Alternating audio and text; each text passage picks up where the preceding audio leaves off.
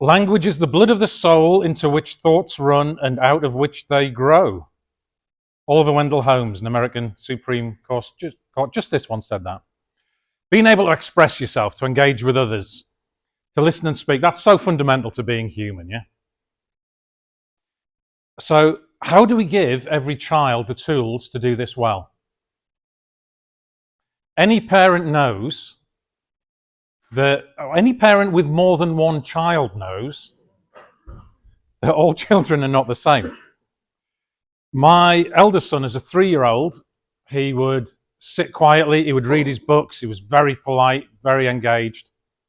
His little brother, not yet 2, very different. I remember my parents-in-law had taken the boys out, and Nelson, the 1-year-old, they'd got him this CBeebies little toy that was a kaleidoscope, a dead cheap one, it had a hole in it, and he kept pushing crisp packets in the end of it. And he called it his Thomas bin. And so we're sitting around the table, and come back, and Anne, my mother-in-law, says, but he's not using it like a kaleidoscope. And he said, it's my Thomas bin. No, Nelson, it's a kaleidoscope. You can't say kaleidoscope, she's saying. And so me and my father-in-law slightly winding her up, saying, well, it's got a hole in it, it's pushing rubbish in it, it's got Thomas the Tank Engine on it. It is a Thomas bin. Oh, Nelson, can you not say kaleidoscope? No, can you not say bin? For some kids, it comes naturally. To others, they need support. That's why we've got to get away from a one-size-fits-all mentality. Now, you're the experts on the front line. You know what's going on. You've also seen the turmoil that's been caused by the pandemic. And I don't imagine anybody believes that you can have that kind of disruption without it having an effect on children. So this is our response to that demand.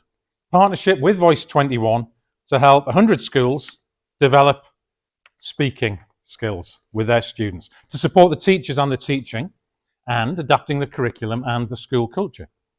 Now, so you might be wondering why I, as a Metro Mayor, am here at all.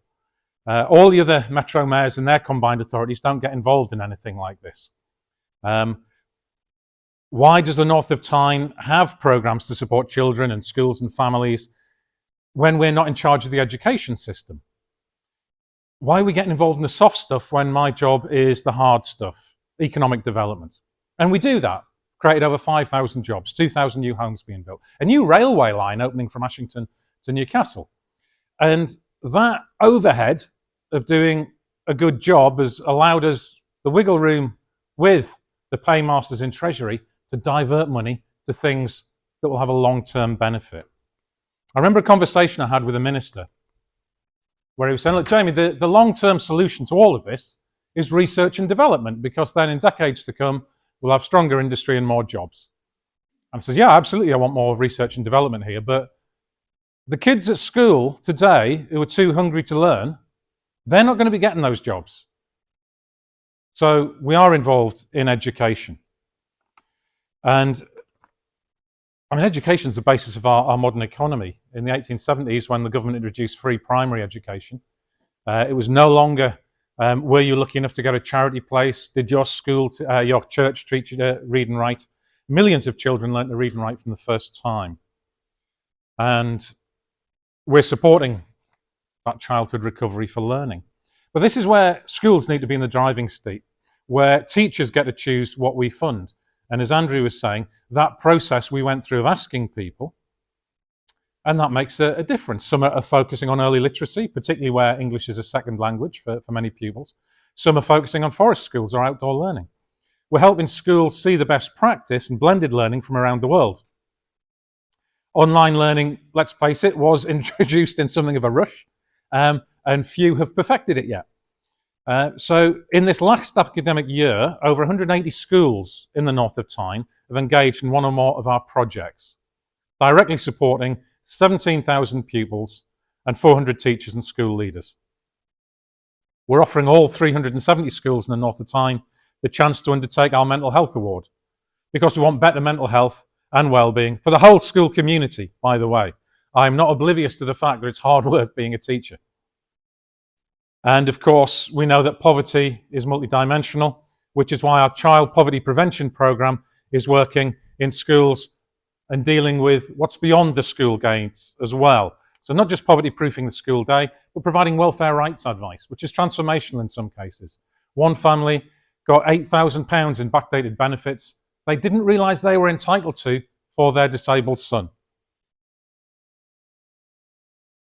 So this new Oracy programme complements all our existing work. We know that a child's ability to communicate is one of the strongest predictors of future life chances.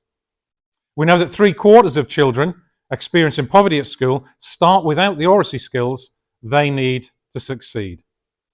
So if we get this right, it's about making a real difference to children's lives. If we get the education of our kids wrong, it causes problems that we're picking up forever afterwards. But we know if we help every child find their voice, we'll be flying. Thank you.